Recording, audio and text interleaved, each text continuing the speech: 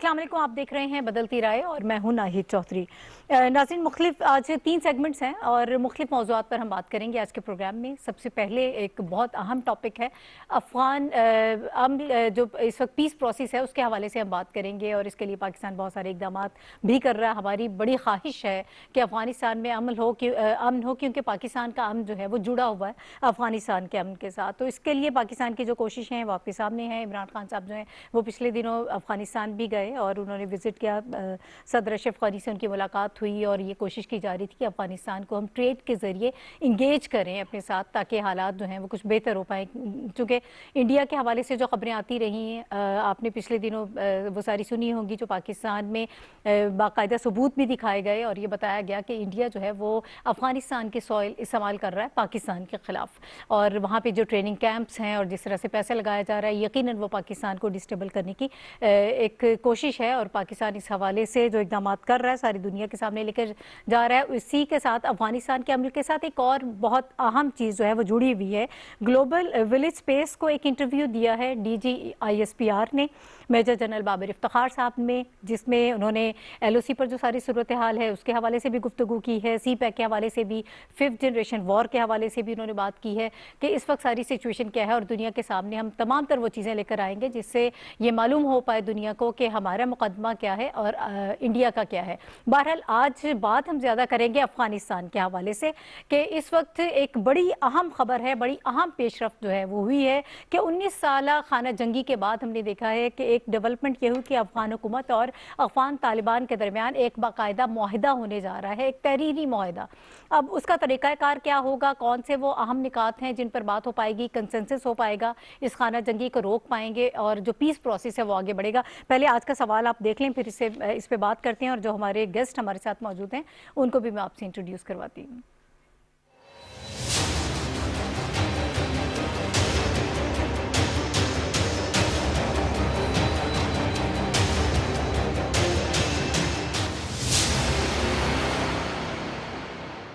जी, अफ़गान धड़ों में मुआहिदे से पुरतशद्दुद वाक़यात में क्या कमी आएगी और ये प्रोसेस जो है आगे बढ़ पाएगा, किस तरह से ये प्रोसेस बढ़े आगे जाएगा, और ये जो मुज़ाकरात इस वक्त इंशाअल्लाह शुरू होने जा रहे हैं उसका तरीक़ाकार क्या होगा, क्या फिर इसको ये समझा जाए कि एक देरपा अमन जो है उसकी राह हमवार हो रही है। ये तमाम तर गुफ्तगू होगी आज के प्रोग्राम में।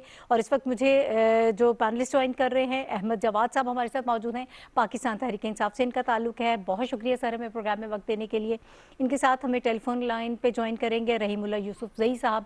आप माहिर हैं इस वक्त जो अफ़गानिस्तान के हवाले से जो अमूर हैं, अफ़गान अमूर के, और बड़ी एक्सपर्ट ओपिनियन जो है उनके सामने आती है। बहुत शुक्रिया सर आपका भी हमें वक्त देने के लिए। और वाया स्काइप हमें lieutenant general retired Naeem Khalid Lodhi साहब ज्वाइन कर रहे हैं। बहुत शुक्रिया सर आपका भी हमें वक्त देने के लिए।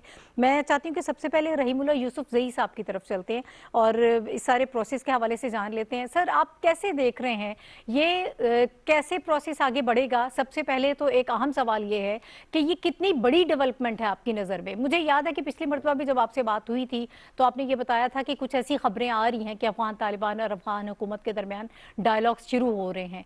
तो अब ये तरीक़ाकार क्या होगा, किस तरह से ये सारी चीज़ें आगे बढ़ेंगी और आपकी नज़र में वो कौन से अहम पॉइंट्स हैं, वो कौन सी अहम ठोस निकात हैं जिन पर बात हो पाएगी? ठीक है, ये इत्तेफाक राय तो 15 नवंबर को हो गया था जी, और फिर 17 नवंबर को इसकी जो कॉपियां हैं वो जो मेज़बान मुल्क के कतर उसके भी हवाले की गई थी। लेकिन फिर बाद में जो इसका प्रीएम्बल है, इंट्रोडक्शन है, उसके ऊपर इख्तलाफ राय पैदा हुआ। तालिबान ने कहा कि अफ़गान हुकूमत को वो इस्लामिक रिपब्लिक या लेजिटिमेट हुकूमत नहीं मानते, तो उसका नाम इस तरह जो है वो जिक्र न किया जाए। और अफ़गान हुकूमत कहती थी कि तालिबान तो एक मुसल्लह गिरोह है, तो उनका जिक्र इस्लामिक एमिरेट या इमारत इस्लामी अफ़गानिस्तान के तौर पर नहीं होना चाहिए। तो वो प्रीएम्बल के ऊपर मेरे ख्याल में वो मसला अभी भी हल नहीं हुआ, लेकिन उसको एक तरफ रख दिया गया है ताकि कुछ तो पेशरफ्त हो 2.5 महीने के मुज़ाकरात के बाद। तो मेरे ख्याल में जिस तरह ये बातचीत आहिस्ता आहिस्ता आगे बढ़ रही है, इख्तलाफ राय सामने आ रहे हैं, उस हवाले से तो ये एक पेशरफ्त है, एक अचीवमेंट है। लेकिन जो ब्रॉडर इश्यूज हैं यानी जो बड़े बड़े इश्यूज हैं, सब्सटेंशियल इश्यूज हैं, जंगबंदी की बात है, आइन में तरामीम है, क्या वहाँ पे कोई अबूरी हुकूमत बनेगी इस्लामी निज़ाम के हवाले से, तो उस तनाज़ुर में तो ये एक बड़ी छोटी सी पेशरफ्त है। और कम से कम चलें ये हुआ कि आगे बातचीत के लिए राह हमवार हो गई है।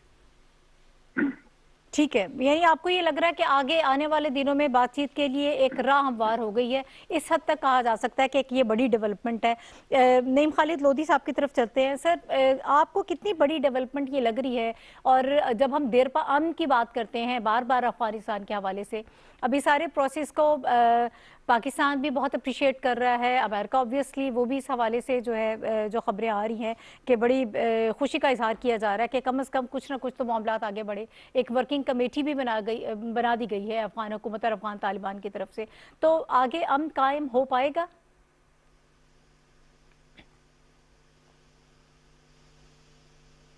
जी जनरल साहब। जी सॉरी, जी जी जी, आप जो हम उम्मीद रख रहे हैं कि अमन कायम होगा, तो असल तो बात यही है कि अमन कायम होना चाहिए। अब ये होगा या नहीं होगा ये देखने की बात। असल में अमन का कायम होना या ना होना ही इस बात की दलील होगी कि ये बातचीत आगे चल सकती है या नहीं, क्योंकि अफगानिस्तान में जो रियल पॉलिटिक्स है जी वो ज्यादा ऑपरेट करती है, हर जगह ही करती है, लेकिन अफगानिस्तान में जरा ज्यादा है। बड़े हकायक पसंद हैं पठान और प्रैक्टिकल उनकी सोच है। इनके ज्यादातर मसाइल हल होते हैं जब ग्रैंड जिरगे होते हैं। जी बिल्कुल। अभी आप देखें कि जब आप हुकूमत और अफगान तालिबान के दरमियान बात होगी तो अब्दुल्ला इससे बाहर हैं, हिकमत यार इससे बाहर हैं, हजारत हैं, उज़्बेक्स हैं, वो उससे बाहर हैं। हालांकि इससे पहले रूस में पिछले साल तालिबान इन सब लोगों से बात कर चुके हैं, बल्कि हामिद करज़ई भी वहां पर मौजूद थे।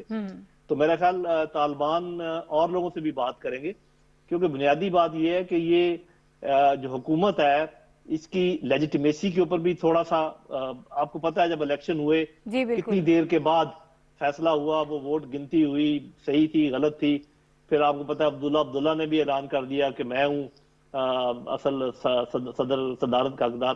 तो थोड़ा सा कॉम्प्लिकेटेड मामला है।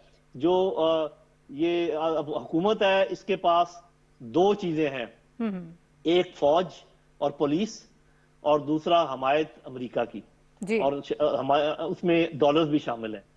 तालिबान के पास मेरा ख्याल काफी सपोर्ट है अफगानों की, और काफी इलाके पर उनका कब्जा भी है, तो वो रियल स्टेक होल्डर्स हैं।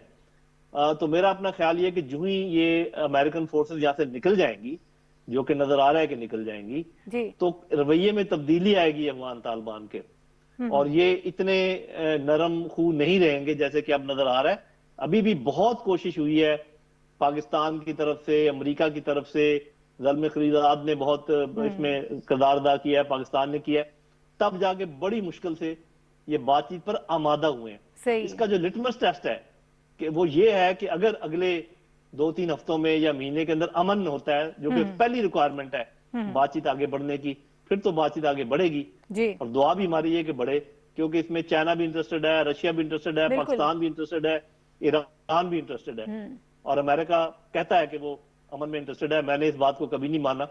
तो चले देखते हैं, अल्लाह ताला खैर ऑफिस से इसको आगे बढ़ाए। ठीक है, अहमद जवाद साहब, सर आपकी तरफ आऊंगी। ज़िल्मे खलीलजाद जो हैं उन्होंने कहा कि 3 सफ़ात का एक एग्रीमेंट है जो वो हमारे दरमियान होने जा रहा है।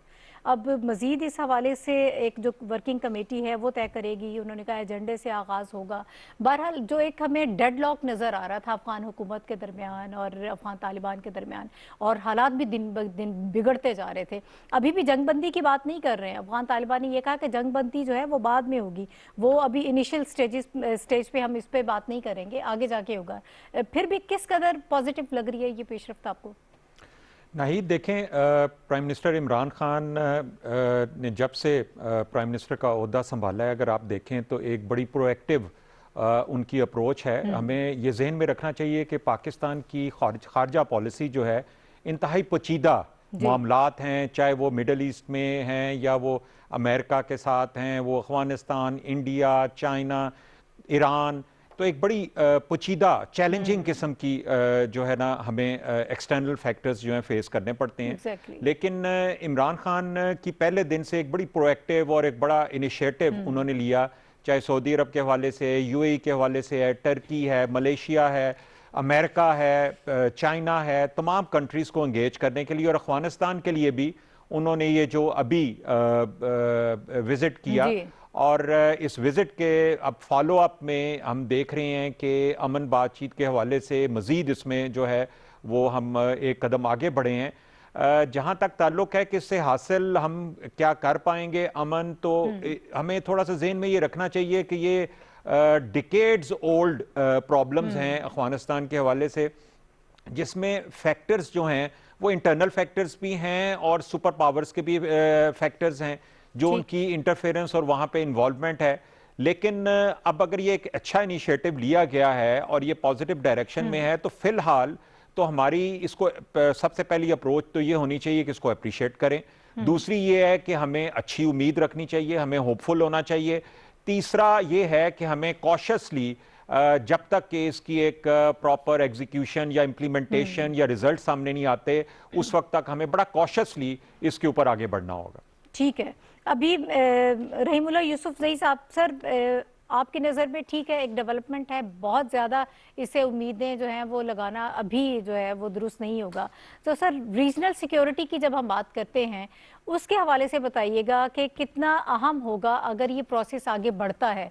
पाकिस्तान आज अगर वो इंटरव्यू आपने देखा हो जो DGISPR का इंटरव्यू आज हम लोग देखते रहे, उसको हमने फॉलो किया, जिसमें उन्होंने तमाम तर चीज़ों को दोबारा एक फॉलोअप के तौर पर दुनिया के सामने लेकर आए हैं।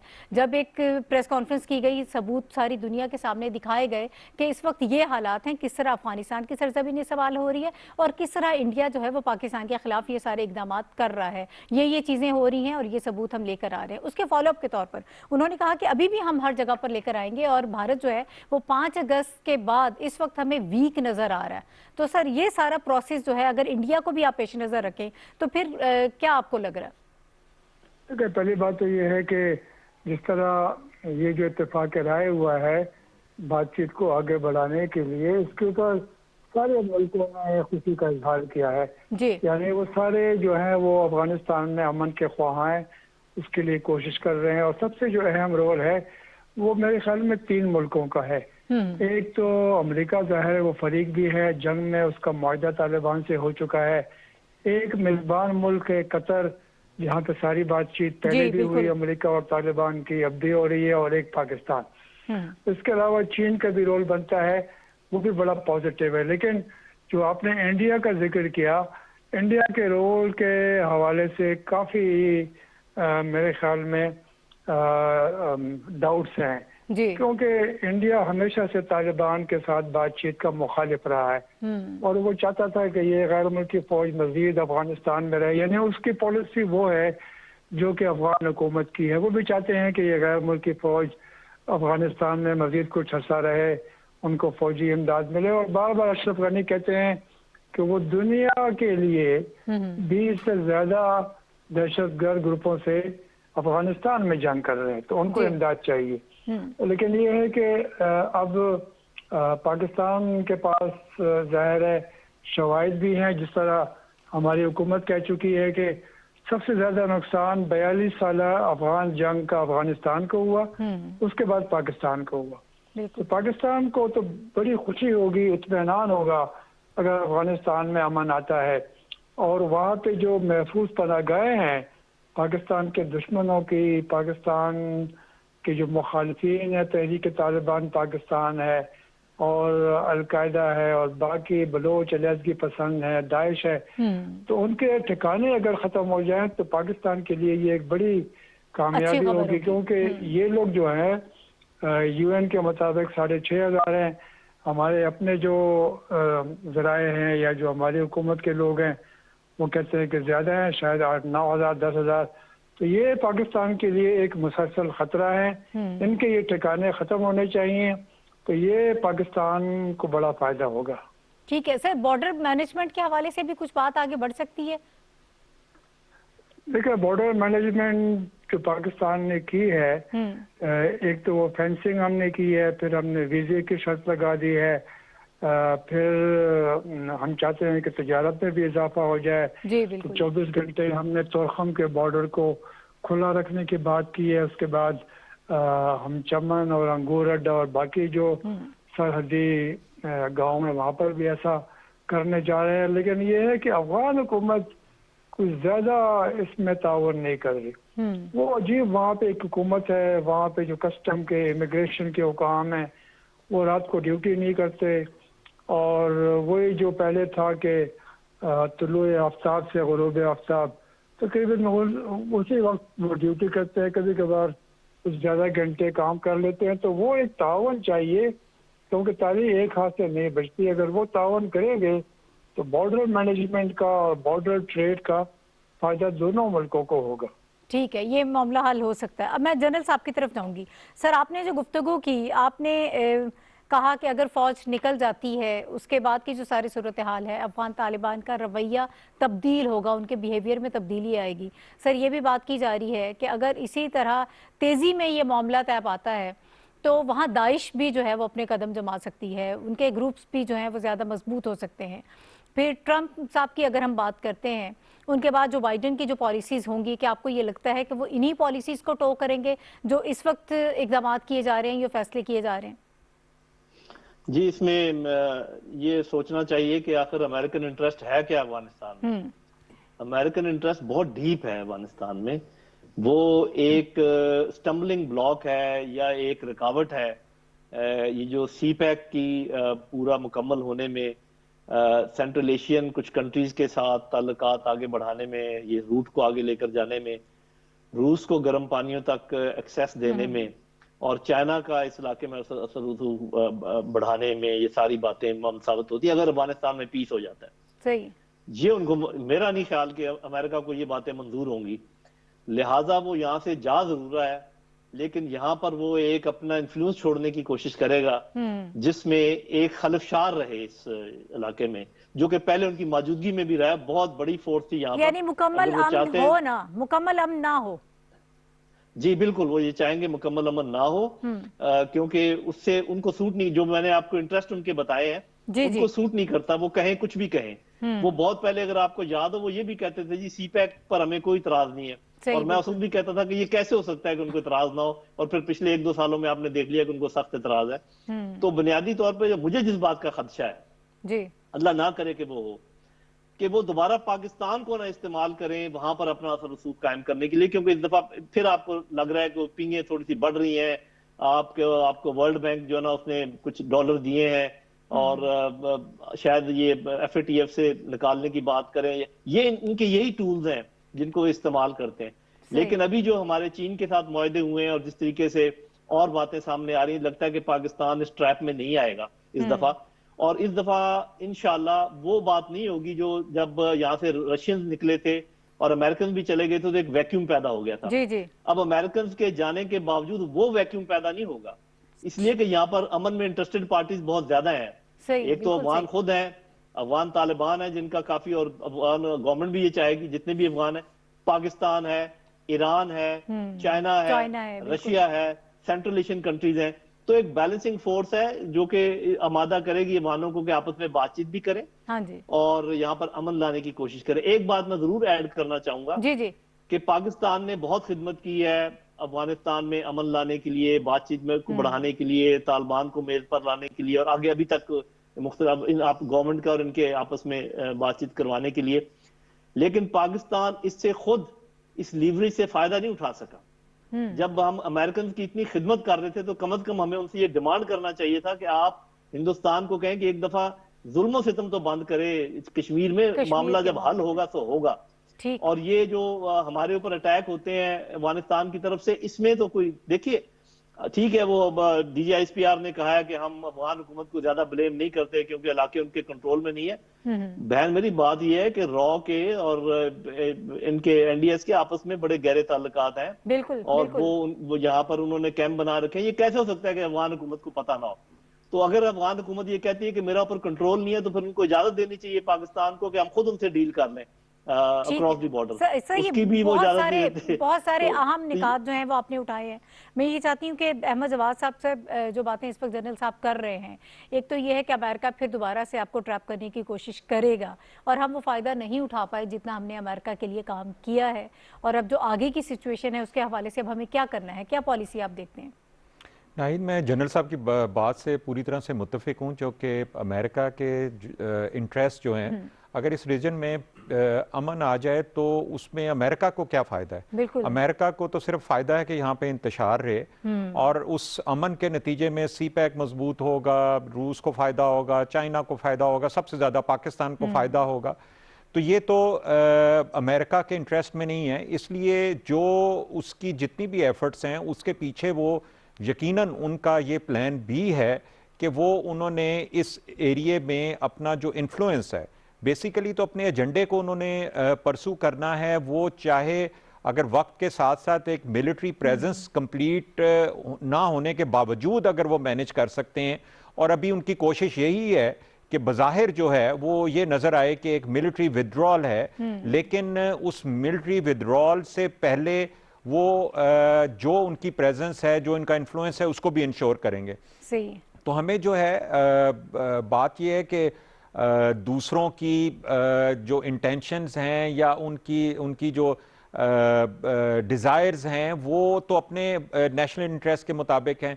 हमें अपने मुल्क के नेशनल इंटरेस्ट को सामने रखते हुए फैसले करने हैं और इस बात की कंप्लेन नहीं करनी चाहिए कि इंडिया क्या चाहता है वहाँ पे या अमेरिका क्या चाहता है। हमें तो अपने इंटरेस्ट को गार्ड करना होगा। क्या चाहते हैं? और जो स्मार्ट खेलेगा इस सारी सिचुएशन में, उसके लिए यकीनन जो है इसमें एक विनिंग पोजीशन आ सकती है। और मेरा ख्याल है कि इस वक्त पाकिस्तान का एक जो एडवांटेज है कि पाकिस्तान की जो मिलिट्री और पाकिस्तान की जो सिविलियन गवर्नमेंट है वो इस मामले के ऊपर एक पेज पे है। माजी में ये भी होता रहा है कि हमने बाहर जो एक्सटर्नल फैक्टर्स हैं उनके साथ तो क्या हमने लड़ना है, हमारे अंदर जो है वो एक यकजहती नहीं होती थी, एक अलाइनमेंट नहीं होती थी फॉरेन पॉलिसी के हवाले से, जो कि इस वक्त मौजूद है। और आपने देखा है कि प्राइम मिनिस्टर ने जो विजिट किया है उनके साथ DGISI भी थे और एक पूरा जो है वो मिलिट्री और सिविलियन जो आपको अलाइनमेंट जो है, अभी एक ब्रीफिंग भी जो दी गई है प्राइम मिनिस्टर को, उनमें तमाम ये मामलात जो हैं वो डिस्कस हुए हैं। तो हमें ये है कि कम से कम हमारा अपना होमवर्क जो है वो ठीक है। हमारे यहाँ डिवीजन नहीं है और हमें ये पता है कि हमारा इंटरेस्ट क्या है और उस नेशनल इंटरेस्ट में हमने क्या पॉलिसी बनानी है, किस तरह से हमने इन चीज़ों को पाकिस्तान के इंटरेस्ट के लिए बेहतर बनाना है। नाज़रीन, अभी मुझे एक ब्रेक लेना है। ब्रेक के बाद जब वापस आएंगे तो एक और बहुत अहम इशू है जिस पर हम बात करेंगे। हम बात करेंगे कोविड-19 के हवाले से, लेकिन एक ब्रेक के बाद।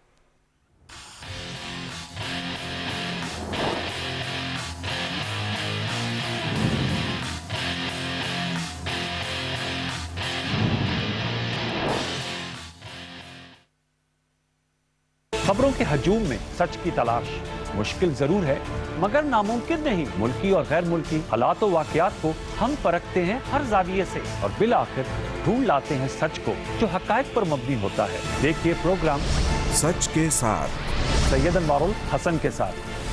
देखिए हर सोमवार से जुमेरात रात 10:05 पर सिर्फ PTV न्यूज पर। दीन इस्लाम ज़ाब्ता-ए हयात है। दीन इस्लाम अमन और सलामती का रास्ता है। जरा सा गौर व फहम हमें इस रास्ते का मुसाफिर बना सकता है और दीन इस्लाम के अहकामात को हमें समझा सकता है। सिराते मुस्तकीम हर जुमे की शाम 5:30 पर।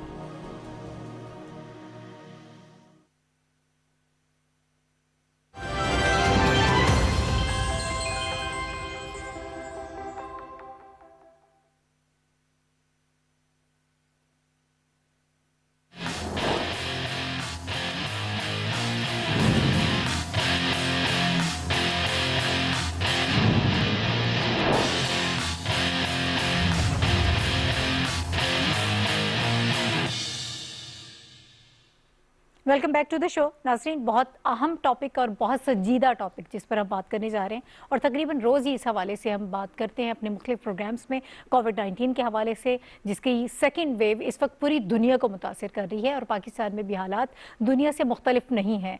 अगर इसमें थोड़ा सा वेदर जो है वो मैटर करता है, तो पिछली मरतबा हमने देखा कि हम लोग गर्मी से वो वेदर जो चेंज था, गर्मी की तरफ जा रहे थे, सर्दी से गर्मी की तरफ, लेकिन अभी हम मज़ीद सर्दी की तरफ जा रहे हैं।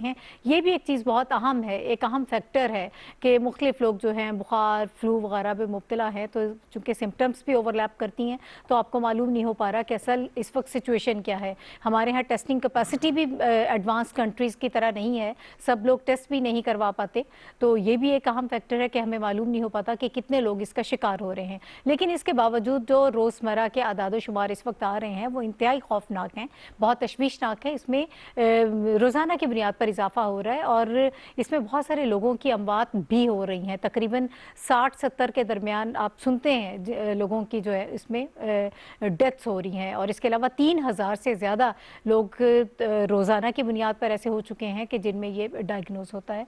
तो लेकिन गैर संजीदगी हमें अभी तक नज़र आ रही है। इसको क्या कहा जाए, कम इल्मी हमारे अवाम की कहा जाए, और इसके साथ साथ अगर हम बात करें अपने लीडर्स की, हमारे जो सियासी लीडर्स हैं वो इस सारी सिचुएशन को कैसे एक्सप्लॉइट कर रहे हैं। उनका बस नहीं चल रहा कि लोगों को घरों से बाहर निकाल लें और अपने जल से जुलूसों में लाके खड़ा कर दें, फिर चाहे हालात जो भी हों उससे उनका कोई कंसर्न नहीं है। आज का सवाल हमारा क्या है वो आप देख लीजिए और उसके बाद फिर हम आकर बात करते हैं कि सवाल मुलाहिजा कीजिएगा।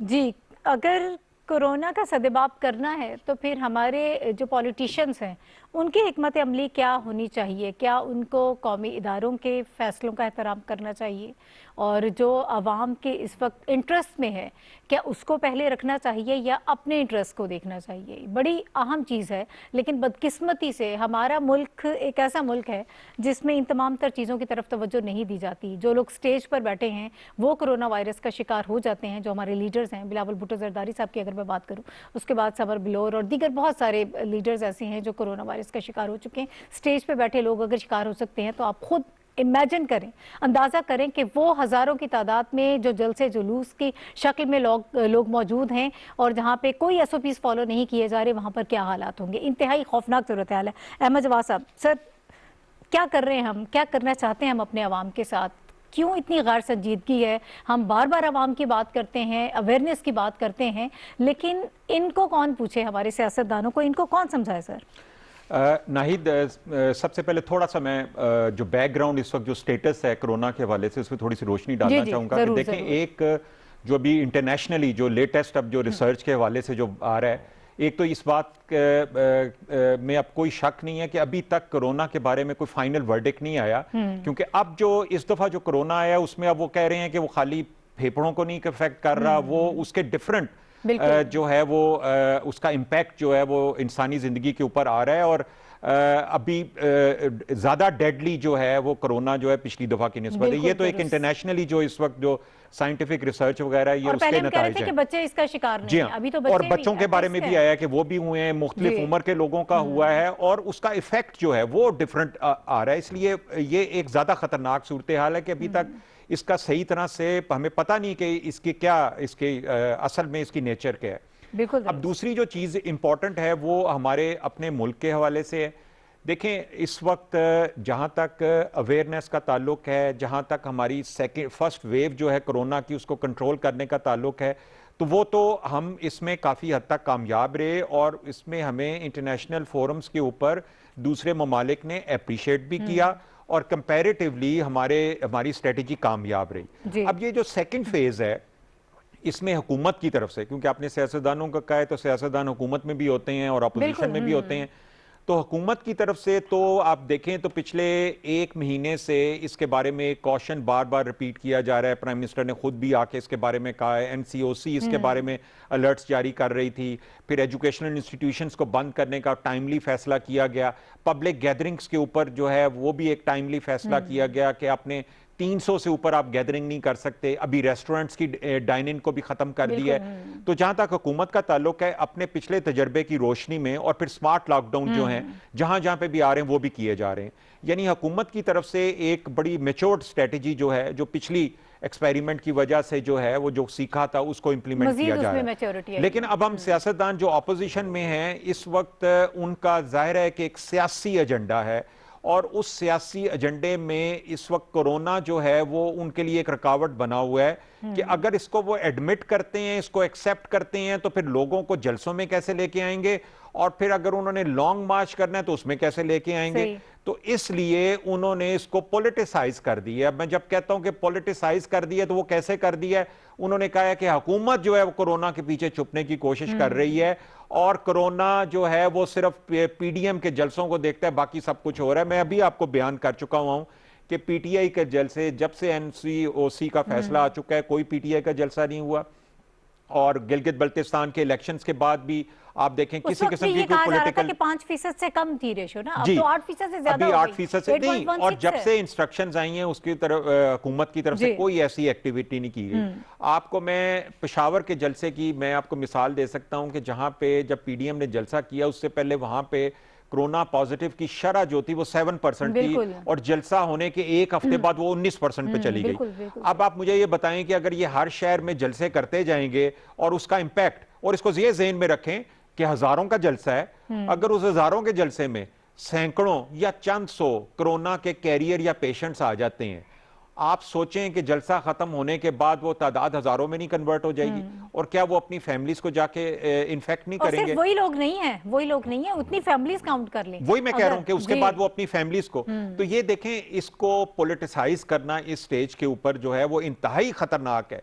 इसमें लोगों की जान को आप रिस्क में डाल रहे हैं, आप उसको पॉलिटिकल रंग दे के, यानी कि हुकूमत की तरफ से जो अवेयरनेस या अपील है कोरोना के हवाले से, उसको वो जो है उसको पॉलिटिकली जो है मैनिपुलेट किया जा रहा है और ये कंफ्यूजन पैदा किया जा रहा है ताकि, और उससे उसका इंपैक्ट क्या है कि जब लोग जलसे जुलूसों में आते हैं तो वो इसको एक पॉलिटिकल मैसेज समझते हैं गवर्नमेंट की तरफ से, हालांकि ये पॉलिटिकल मैसेज नहीं है। गवर्नमेंट की तरफ से जो मैसेज है ये उसी स्ट्रेटेजी का हिस्सा है जो पहले दिन से चल रही है, उसी स्ट्रेटेजी का हिस्सा है जिसे पूरी दुनिया की तमाम हुकूमतों ने अडॉप्ट किया है। वही एसओपीज हैं जो कि पूरी दुनिया अडॉप्ट कर रही है। सियासत तो बाद में भी होती रहेगी, कहीं नहीं जाने वाले ये सारे मामलात, ये इसी तरह से चलते रहते हैं। मैं चाहती हूँ कि ज़रा एक हम ओपिनियन ले लेते हैं। डॉक्टर हसन अरूज साहब ने अभी हमें ज्वाइन किया है, डीजी हेल्थ हैं, और इस सारी सिचुएशन में डॉक्टर साहब क्या इंटेंसिटी है हमें ये बताइएगा।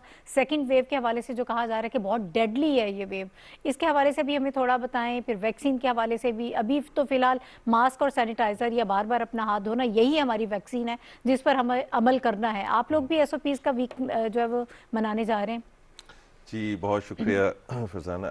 ऐसा है कि इंटेंसिटी का जहाँ तक सवाल है तो इंटेंसिटी जो बतदरीज इंक्रीज हो रही है, 5% थी आज से 10 दिन पहले, उसके बाद 7% हुई, 8% तक चली गई है। बाज़ इलाकों में हकीकत में जिस तरह अहमद जब्बार साहब ने भी बताया, ये 8-9% और 15% से भी ऊपर चली गई, क्योंकि एक बुनियादी समझ की बात है, कोरोना वायरस फैलता है ह्यूमन इंटरेक्शन से। जब ह्यूमन इंटरेक्शन कम होगी इंटेंसिटी कम हो जाएगी। चीन ने किस तरह कंट्रोल किया, ऑलमोस्ट कर्फ्यू लगा के वुहान में। इस्लामाबाद में हम लोग मुतहम्मिल नहीं हो सकते अपनी मईशत की वजह से, लेकिन हमने बड़ी स्मार्टली माइक्रो लॉकडाउन्स लगा के कंट्रोल किया पिछली वेव में। तो ये इंटेंसिटी का डायरेक्ट ताल्लुक सोशल डिस्टेंसिंग और प्रिवेंशन से है। अच्छा, अब मैं थोड़ा सा ऐड करना चाहूँगा। देखें, ये बड़ी I am sorry to use this word, insanity है कि कोरोना का सियासत से कोई ताल्लुक होना नहीं चाहिए था, मुझे माजरत के साथ। देखिए, ये एक ऐसा वायरस है जो ना रंग देखता है, ना नस्ल देखता है, ना पार्टी देखता है, ना सियासत देखता है, ना अपोजिशन देखता है, ना प्रो गवर्नमेंट देखता है। इसने लगना है जब जलसे जुलूस होने हैं या सोशल डिस्टेंसिंग नहीं रखनी, आपने प्रिवेंशन नहीं करनी, बल्कि मैं एक इधर बताना चाहूंगा कि ये काउंटर प्रोडक्टिव होगा सियासत के लिए। अगर जिस तरह फरमाया कि एक जलसे के बाद इसका 19.5% हो गया और तमाम जलसों के बाद की स्टैटिस्टिक्स और पहले की स्टैटिस्टिक्स को अगर कंपेयर किया जाए तो मैं समझता हूं कि जो भी पार्टी इसको सपोर्ट कर रही है, लोग तो डेफिनेटली देखें, politics is for the wish of the people, उनकी अपनी वेलफेयर के लिए होती है। बीमार होके अगर लोग घर बैठ गए और खुदा न करे उनमें अमवात भी शुरू हो गई, तो जो पार्टी इसको प्रोपोगेट कर रही है वो मेरे ख्याल में उसका ग्राफ काफी नीचे गिर जाएगा। जी जी डॉक्टर साहब, अभी थोड़ा वैक्सीन के हवाले से भी बताइएगा। अभी सिचुएशन नाज़रीन बहुत खौफनाक बनने जा रही है। हमारे हॉस्पिटल्स में जितने भी वेंटिलेटर्स हैं वो सारे ऑक्यूपाई हो चुके हैं, बेड्स जो हैं वो भी ऑक्यूपाई हो चुके हैं, हॉस्पिटल्स हमारे चौक होने जा रहे हैं। आगे आने वाले दिनों में ये सूरत हाल हो सकती है, लेकिन हमें अभी तक भी इस हवाले से कोई संजीदगी नजर नहीं आ रही है। सर, वैक्सीन का बता दें कि कब तक एक्सपेक्ट करें कि हम वैक्सीन जो है वो दुनिया में तो आ ही रही है, पाकिस्तान में कब तक आएगी, और अगर थोड़ा सा हम अफोर्डेबिलिटी और ट्रांसपोर्टेशन के हवाले से अगर बात कर रहे हैं तो हमें कौन सी सूट करती है? फाइजर है, ये चाइनीज है, कौन सी हम इस्तेमाल कर सकते हैं? देखिए, आपने दो चीजें की हैं। एक तो आपने कही है कि वेंटिलेटर्स की कमी हो गई है और लोगों की सीरियसनेस नजर नहीं आती, बिल्कुल सही है। हम जितने सीरियसनेस शो करेंगे वो कम होगी। यानी अगर दो में से एक आदमी भी इन्फेक्ट होता है तो वो एक भी क्यों हो, बिल्कुल। तो ये प्रिवेंशन हमें करनी है। हम दुनिया में कोई मुल्क वेंटिलेटर्स और बेड्स इतने अवेलेबल नहीं किसी भी हेल्थ केयर सिस्टम में होते हैं। और पाकिस्तान एक डेवलपिंग कंट्री है, यहाँ हेल्थ केयर सिस्टम जो है वो कॉम्प्रोमाइज्ड है और यहाँ हमें बड़ा सोचना चाहिए। और इसका कोई इलाज भी नहीं है, वेंटिलेटर इलाज नहीं है, बिल्कुल। वेंटिलेटर तो आखिरी स्टेज पे जाता है। अब मैं वैक्सीन की तरफ आता हूँ। वैक्सीन के मुख्तलिफ ट्रायल्स हुए हैं, जिसमें जो सबसे बेहतरीन ट्रायल है वो फाइजर का हुआ है, रूस में भी ट्रायल हुआ है, इसके अलावा अमेरिका में भी हुआ है।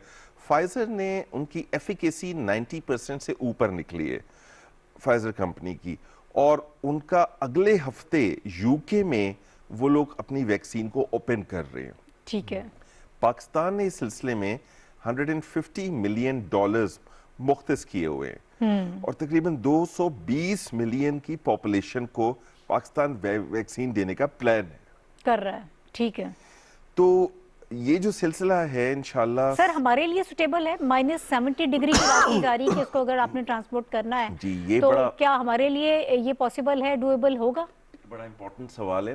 देखिए, वैक्सीन्स तकरीबन 99% वैक्सीन्स जो है ना, हम कोल्ड स्टोरेज में रखते हैं, उसमें कोल्ड चेन मेंटेन करते हैं। ठीक है। इस वैक्सीन का भी वही प्रोसीजर और मोडस ऑपरेंडी होगा। ठीक है, कि इसको भी उसी तरह कोल्ड चेन मेंटेन करनी होगी, और अगर नहीं की गई तो जाहिर है वैक्सीन की आफादियत कम हो जाएगी। तो उसके लिए तो हमें तैयार रहना चाहिए। हमें अपने हेल्थ केयर प्रोफेशनल्स को, ट्रेनिंग्स को, कैरियर्स को, हर चीज के लिए तैयारी अभी से करनी चाहिए, क्योंकि वैक्सीन जब आ जाएगी, पाकिस्तान ने चूंकि ऑलरेडी मुख्तस कर दिए पैसे और रिसोर्सेज, तो हमें डेफिनेटली सेकंड क्वार्टर में मिल जाएगी। ठीक है, मैं आपकी तरफ वापस आती हूँ कि कब तक हम जो है वो मिल जाएगी और क्या फ्री ऑफ कॉस्ट मिलेगी हमारी आवाम को, इस पर भी हम बात करेंगे। अभी मुझे जनरल साहब की तरफ जाना है। सर, ये सारी गुफ्तगू भी आपने देखी और जो सारी इस वक्त सिचुएशन है, अगर इसके अकॉर्डिंगली मैं ये कहूँ कि हम खुद आम आवाम जो है वो खुद ही अपनी केयर कर लें, खुद ही एहतियात कर लें, घरों में बैठें, जलसे जुलूसों में ना जाएं, और इंतहाई अफसोस के साथ कि हमारी सियासतदान जो है उनको कोई गर्ज नहीं है, वो पार्टीज, अपोजिशन पार्टीज जो आपको घरों से बाहर उठाकर लाने के लिए इस वक्त तैयार हैं कि आप जलसे जुलूसों में आए। जी, मेरे जहन में 2 पॉइंट है। साफ मैं एक्सपर्ट नहीं हूँ। बात यह है कि जब हम बिल्डिंग बनाने लगते हैं तो इंजीनियर की बात सुनते हैं, जब इकोनॉमी के मुतालिक बात करते हैं तो इकोनॉमिस्ट से पूछते हैं। जी। तो ये मामला ऐसे हैं कि ये जो इसके एक्सपर्ट्स हैं, यानी कि डॉक्टर्स, और वो डॉक्टर्स जो इस वायरोलॉजी वगैरह के एक्सपर्ट हैं, उनकी बात माननी चाहिए। जी सर। अब इसका तरीकाकार मेरे ख्याल में ये होना चाहिए कि बजाय इसके कि हुकूमत रोके टोके, और वो रोक भी नहीं पाई जो कुछ करना चाहती थी, और वो कहे कि नहीं, हुकूमत को चाहिए कि ऑपोजिशन को कहे कि आप अपने 5 डॉक्टर्स का एक कमेटी बना लें, और 5 डॉक्टर्स हम देते हैं, 10 डॉक्टर्स की एक कमेटी बन जाए या 11 की, वो जो रूल्स बनाएंगे वो हम नाफिज करेंगे। क्योंकि जब आप एक तरफा कहते हैं ना कि जी ये है ऐसे ऐसे, तो फिर वो आगे से जवाब देते हैं आपको, आप निकल जाएं इसमें से। पॉलिटिशियन निकल जाए, इसको पॉलिटिकल बनाए ना जाए। डॉक्टर साहब बिल्कुल ठीक कह रहे थे कि इसको पॉलिटिकल इशू बना ले, जवाद साहब भी कह रहे थे। तो बात यह है कि मेरे ख्याल में एक तो इसका ये हल है कि आप एक डॉक्टर की कमेटी बनाए जिसमें ऑपोजिशन के डॉक्टर्स भी हों और ये हुकूमत के डॉक्टर्स भी हों, बैठ के वो जो फैसला करें दोनों साइडें के, हम उसको मानेंगे। दूसरी बात यह है कि जैसे भी ये कहा जा रहा है कि इन्फेक्शन बहुत बड़ी है जलसों के बाद, इसकी ट्रैकिंग जी मैं दोबारा जाऊंगी जनरल साहब की तरफ, कुछ टेक्निकल इशू है। जवाद साहब, ये जो इस वक्त सजेशन दे रहे हैं, जनरल साहब ने कहा कि एक डॉक्टर्स की कमेटी बना लें, अपोजिशन के डॉक्टर्स भी हों, हुकूमत के डॉक्टर्स भी हों, फिर वो मिलकर जो कंसेंसस हो, जो निकात जिस पर कोई एक फार्मूला बना लिया जाए, तो सर बैठेंगे अपोजिशन के डॉक्टर्स करेंगे इस पे? नहीं, देखें बात ये नहीं है कि आपने कोरोना के ऊपर जो टेक्निकल कंसेंसस है वो बिल्ड करना है। असल प्रॉब्लम ये है सियासी अज़ाइम जी। आप एनसीओसी जो है वो बेसिकली क्या है कि पाकिस्तान के तमाम सूबे, तमाम हेल्थ डिपार्टमेंट्स और तमाम जो रेलेवेंट अथॉरिटीज़ हैं वो सारी इकट्ठे होके, और इनपुट जो है वो कहाँ से आती है, वो हॉस्पिटल से आती है, एक्सपर्ट से आती है, वहाँ पे तमाम सूबे बैठ के डिसाइड करते हैं कि जी क्या फैसला होना चाहिए, और वो फैसला पूरी हुकूमत के लिए जो पूरे मुल्क के लिए जो है नाफिजुल अमल होता है। इसलिए इशू ये नहीं है कि हम कमेटी बनाएं और वो कमेटी को डिसाइड कर दे और उसको मनोअन जो है वो अपोजिशन फॉलो कर ले, ये नहीं होने लगा, क्योंकि अपोजिशन के जो सियासी अज़ाइम हैं वो ये समझते हैं कि इस वक्त उन्होंने जो पीडीएम का एक हुकूमत गिराओ प्रोग्राम जो है जो शुरू किया है, अगर ये हम इसको इस वक्त अगर हमने मौखर किया तो ये हमारे लिए दोबारा शायद मुमकिन ना हो। वो इसको कंटिन्यू करना चाहते हैं और उसको जस्टिफाई करने के लिए उनको ये कहना पड़ता है कि उसको पॉलिटिसाइज करना पड़ता है, ठीक है, और वो इसको सियासी तौर पे इस्तेमाल कर रहे हैं। और ये देखें जो आपने बात की ना नाहिद, मैं आपको बताऊं कि ये भी आने वाले दिनों में शायद ये मुमकिन हो जाए। आपने अभी थोड़ी देर पहले क्या कहा था कि अवाम जो है वो खुद इस चीज को रियलाइज करते हुए, मैं आपको बताऊं, देखें पेशावर का जब जलसा हुआ पिछले जलसों की निस्बत वो रिस्पांस कम था। फिर मुल्तान में जो जलसा हुआ वो चूंकि एक चौक में था, एक बड़ी ट्रैफिक वाली जो रश वाली जगह पे था, उस पे तो थोड़ा सा भी अगर हो तो वो काफी आपको लगता है, तो वो भी कोई इतना बड़ा जलसा नहीं था। तो मेरा अपना ये ख्याल है कि और आइंदा आने वाले दिनों में जो सूरत हाल है, अवाम में से बहुत सारे लोग जो हैं वो अपनी सेफ्टी की खातिर, अपनी फैमिलीज की सेफ्टी की खातिर वो जलसों जुलूसों में कम पार्टिसिपेट करेंगे और लॉन्ग मार्च में भी उसका इफेक्ट आएगा। अपोजिशन को रियलिस्टिकली इस पेंडेमिक को जहन में रखना पड़ेगा कि उनके सियासी अज़ाइम अपनी जगह पे, लेकिन इस वक्त जो पेंडेमिक की सूरत हाल है वो इंतहाई खतरनाक है। ये पिछली वेव से बहुत ज्यादा खतरनाक है, लेकिन बिहेव ऐसे किया जा रहा है जैसे ये एग्जिस्ट ही नहीं करती। मैं जनरल साहब की तरफ जरा उनसे कुछ सजेशन दे रहे थे। जनरल साहब, सर आपकी क्या राय है? आपने डॉक्टर्स के हवाले से बात की थी, मजीद क्या सजेशन है, क्या होना चाहिए सर? जी देखिए, जो डॉक्टर्स कहें बस वो होना चाहिए। अगर वो कहते हैं कि इस किस्म के जलसे जो है वो दुरुस्त नहीं है तो वो बिल्कुल उसके ऊपर अमल दरामद होना चाहिए। हुकूमत जब देखें, हुकूमत उसको कहते हैं जो अपनी रिट कायम कर सके। जब आप कहते हैं कि ये नहीं होना चाहिए तो फिर उसको इंश्योर करें कि वो ना हो। वो हम नहीं कर पा रहे। एक चीज मैं ऐड करना चाहूंगा कि ये ऑपोजिशन, मेरा अपना ख्याल है, अब मुझे अंदाजा होता है कि जब वो अपनी टाइमलाइन चेंज नहीं कर रहे, जी इसका मतलब सिर्फ ये नहीं है कि जो जवाद साहब कह रहे हैं कि जी दोबारा वो नहीं कर पाएंगे। इसका मतलब ये भी है कि कोई और उनके अज़ाइम है, कोई और उनके लिंक्स हैं, कोई और लोगों के साथ उनका ताल्लुक है, वास्ता है, जो उनको ये टाइमलाइन चेंज नहीं करने दे रहे। और आप ये देखेंगे जो मैं बात कह रहा हूँ इसके आपको आसार नजर आ जाएंगे कुछ देर के बाद। उनकी मजबूरी है, वो एक खास बहुत बड़ी बात कर रहे हैं सर, आप रास्ते पर चल रहे हैं और उनको वो उसको चेंज नहीं करेंगे। तो या तो हुकूमत ये बातचीत उनसे करना कोई कर ले और आखिर में कह दे पूरे अवाम को, पाकिस्तान को भी, वो हमारी बात नहीं मानते, हम कहते रहेंगे, डॉक्टर्स रोज कहते रहें और उनको छोड़ दें। जो मैं ये कह रहा हूँ वो बात अहम थी जिसको गौर नहीं आपने किया कि जो लोग इसका शिकार हो रहे हैं उनकी ट्रैकिंग की जाए। अगर वो जलसों की वजह से मेजॉरिटी हो रही है तो उन पर FIR काटी जाए, लीडरों पर, उनको बंद किया जाए, और कोई इसका तरीका नहीं है। ठीक है डॉक्टर हसन साहब, सर आखिर में अब वक्त कम रह गया, 2-3 मिनट है हमारे पास, ज़रा हमें ये बता दीजिएगा, जो वैक्सीन के हवाले से भी हम बात कर रहे थे कि हमारे लिए कब तक पॉसिबल होगी, जो चाइना और NISC के हवाले से जो यहाँ पर जो ट्रायल्स हो रहे हैं, क्या उसका क्या हम देखते हैं रिजल्ट, कब तक क्या वो भी कामयाब हो पाएंगे, हम सवाल कर पाएंगे? देखिए वो ट्रायल्स हैं और वो काफी कामयाबी के करीब हैं, लेकिन आपने एक सवाल पूछा था कि कौन सी वैक्सीन, वो वैक्सीन जो सबसे सेफ हो, और ये एक बड़ी ट्रांसपेरेंट दुनिया है, इसमें जो भी कंपनी बेस्ट वैक्सीन, क्योंकि देखें जो सबसे ज्यादा ट्रायल्स करेगी ह्यूमंस ट्रायल्स पे, उस पे बिल्कुल नेग्लिजिबल या नो साइड इफेक्ट्स नजर आएंगे, वही वैक्सीन हम प्रोक्योर करेंगे और हमें करनी चाहिए। ठीक है। चुनांचे ये जरा मैं आपको एक चीज बताना चलूं कि पूरी दुनिया में 3 क्राइटेरिया डेवलप हुए हैं कि इनिशियली ये वैक्सीन किनको दी जाएगी।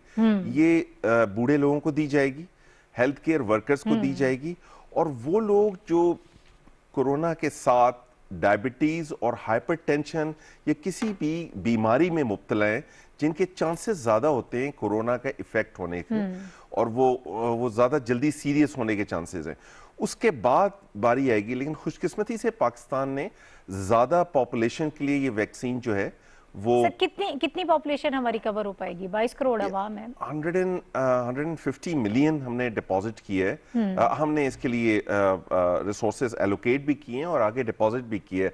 अब ये देखना ये होगा कि ये वैक्सीन जो हुकूमत तो फ्री ऑफ कॉस्ट देगी हर एक को, सारी दुनिया में हुकूमतें फ्री ऑफ कॉस्ट, और हमारे यहाँ भी यही होगा, बिल्कुल फ्री ऑफ कॉस्ट। फ्रंटलाइनर्स को पहले होगा, जो हमारे हेल्थ वर्कर्स हैं, हमारे डॉक्टर्स हैं, बूढ़े लोग और फ्रंटलाइन वर्कर्स, और वो लोग जिनको बीमारियां हैं, कोई ब्लड प्रेशर, शुगर या और कोई चीज, उनको सबसे पहले हाई प्रायोरिटी पे रखा जाएगा। लेकिन मैं एक इधर वर्ड ऑफ कॉशन, देखें वैक्सीन आने में 2-3 महीने लग सकते हैं, बिल्कुल, और उस वक्त तक अगर हम सिर्फ वैक्सीन पे डिपेंडेंट हों कि वैक्सीन आने के बाद की बात है ना ये, हमें उससे पहले अपने प्रिवेंटिव मेजर्स को हर हालत में अडेप्ट करना है। और मैं जनरल साहब की बात की तायद करूंगा कि जब हमने एक SOPs बनाए हुए हैं हुकूमत ने कि कोई भी जलसा जुलूस, और दफा 144 भी लगा हुआ है डिस्ट्रिक्ट्स में, शहर में, मैं समझता हूँ हमें अगर सख्ती भी करनी पड़े, विद ड्यू अपोलोजाइज विद, तो हमें अपोजिशन के साथ भी सख्ती करनी चाहिए। ठीक है, बिल्कुल सही। जो सिचुएशन है वो बहुत ख़राब हो रही है, दिन ब दिन ख़राब हो रही है, लेकिन अवाम की तरफ से जो गैर संजीदगी और अगर कम इल्मी में कहूँ जो चीज़ें सामने आ रही हैं, उसके साथ साथ जो हमारे बाकी ख़ास तौर पर अपोजिशन पार्टीज़ जो हैं वो जो जल्द से जुलूस कर रही हैं और लॉन्ग मार्च का जो इस वक्त इंदिया दे रही हैं, उससे सिचुएशन मज़ीद ज़्यादा ख़राब हो रही है, बिगड़ रही है। और अगर मार्च या अप्रैल तक वैक्सीन आती है, तब तक खुदा न खास्ता अगर इतने ज़्यादा लोग जो है वो शिकार हो गए तो फिर बहुत ज़्यादा नुकसान हो जाएगा। आज की सारी गुफ्तगू में हमारे साथ अहमद जवाद साहब मौजूद रहे, लेफ्टिनेंट जनरल नईम खालिद लोधी साहब, डॉक्टर हसन अरूज साहब हमारे साथ मौजूद थे, और रहीमुल्लाह यूसुफजई साहब ने भी हमें ज्वाइन किया था। इसके साथ ही आज के प्रोग्राम से इतना ही। चौधरी को इजाज़त दीजिए, फिर इंशाल्लाह आपसे मुलाकात होगी। अल्लाह।